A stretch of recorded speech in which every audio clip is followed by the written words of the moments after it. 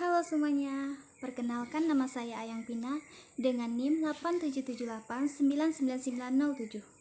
Saya mahasiswa dari Universitas Terbuka UPBJJ UT Pontianak, Fakultas Keguruan dan Ilmu Pendidikan,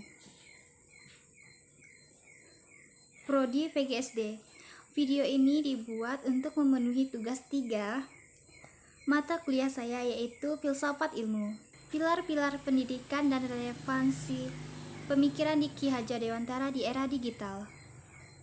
Pendidikan merupakan fondasi utama dalam pembangunan bangsa. Keberhasilan suatu negara tidak hanya ditentukan oleh kemajuan ekonomi dan teknologi, tetapi juga kualitas sistem pendidikan. Dalam konteks pendidikan, istilah pilar dapat dimaknai sebagai dasar penyangga atau tiang penguat yang menopang keberlangsungan dan arah sistem pendidikan.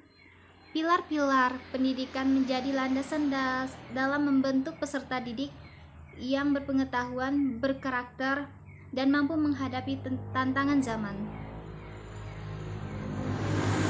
Makna pilar dalam konteks pendidikan secara umum, pilar berarti tiang atau penyangga yang berfungsi mendorong suatu bangunan agar tetap kokoh. Dalam konteks pendidikan, pilar dapat diartikan sebagai prinsip nilai atau fondasi yang menjadi dasar penyelenggaraan pendidikan. Pilar pendidikan berfungsi untuk, yaitu yang pertama itu memberikan arah tujuan pendidikan, yang kedua itu menjadi pedoman bagi pendidik dalam proses pembelajaran, yang ketiga membentuk karakter dan potensi peserta didik, yang keempat menjamin berlangsung sistem pendidikan yang berkualitas. Nah, prinsip dasar pendidikan menurut Ki Hajar Dewantara yang pertama itu Ingarso Sungtulodo. Prinsip ini berarti di depan memberi teladan. Seorang pendidik harus mampu menjadi contoh yang baik bagi peserta didiknya, baik dalam sikap perilaku maupun integritas. Dalam praktiknya, guru tidak hanya menyampaikan materi pelajaran, tetapi juga menunjukkan nilai-nilai seperti disiplin, kejujuran, tanggung jawab, etika dalam kehidupan sehari-hari. Yang kedua itu Ingmadya Manggun Karso, di mana prinsip ini berarti di tengah membangun semangat. Guru berperan sebagai fasilitator yang hadir bersama peserta didik untuk membangkitkan motivasi, kreativitas, dan semangat belajar. Pendidik tidak lagi menjadi satu-satunya sumber pengetahuan, melainkan mitra belajar yang membantu siswa mengembangkan potensinya. Yang ketiga itu Tutwuri Handayani, di mana prinsip ini berarti di belakang memberikan dorongan. Setelah peserta didik mampu berkembang secara mandiri, guru memberikan dukungan dan arahan agar menjadi percaya diri dalam mengambil keputusan serta bertanggung jawab terhadap proses belajarnya. Prinsip ini menekankan pentingnya kemandirian dan kebebasan belajar yang bertanggung jawab. Relevansi prinsip Ki Hajar Dewantara di era digital. Perkembangan teknologi informasi telah mengubah cara belajar dan mengajar.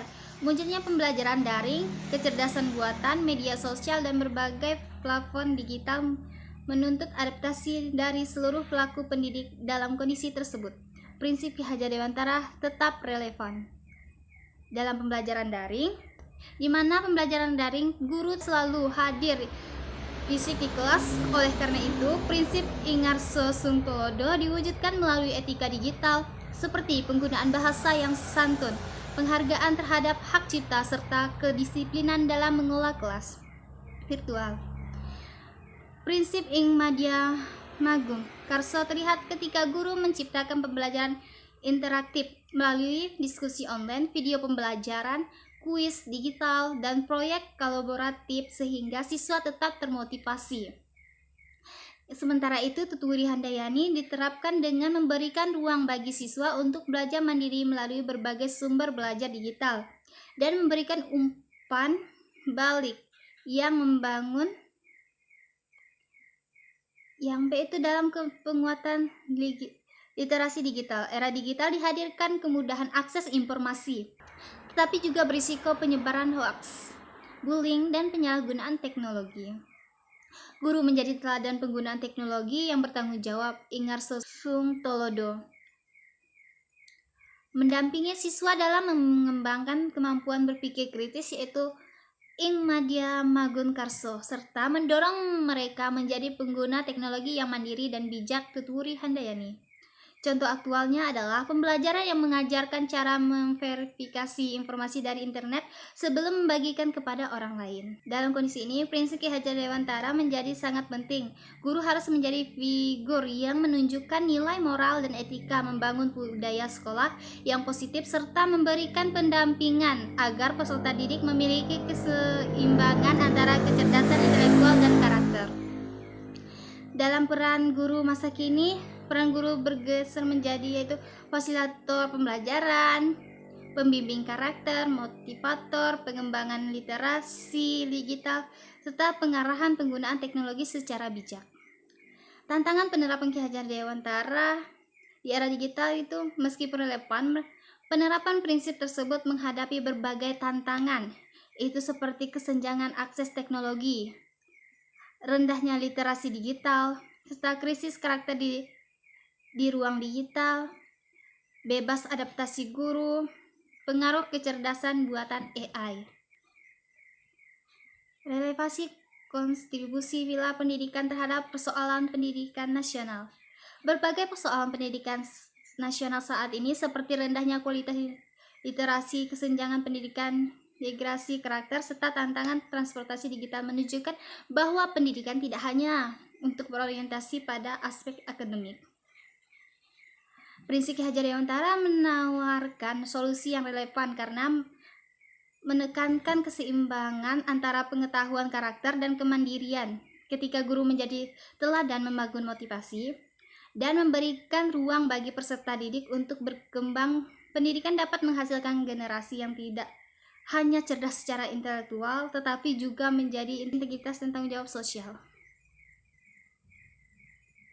Nah, dapat kita simpulkan dari semua itu, pilar pendidikan merupakan dasar atau tiang penyangga yang menjaga arah dan kualitas sistem pendidikan. Pemikiran Ki Hajar Dewantara melalui prinsip Ingarso Sungtolodo, Ing Madya Magun Karso, dan Tuturi Handayani menjadi salah satu pilar untuk pendidikan nasional Indonesia di era digital. Prinsip-prinsip tersebut tetap relevan dalam pembelajaran daring, penguatan literasi digital, pembentukan karakter, transformasi peran guru. Meskipun terdapat berbagai tantangan, penerapan nilai-nilai tersebut dapat menjadi solusi dalam menghadapi persoalan pendidikan nasional serta membentuk generasi yang cerdas, berkarakter, dan siap menghadapi perkembangan zaman. Mungkin itu aja yang bisa saya sampaikan. Bye-bye.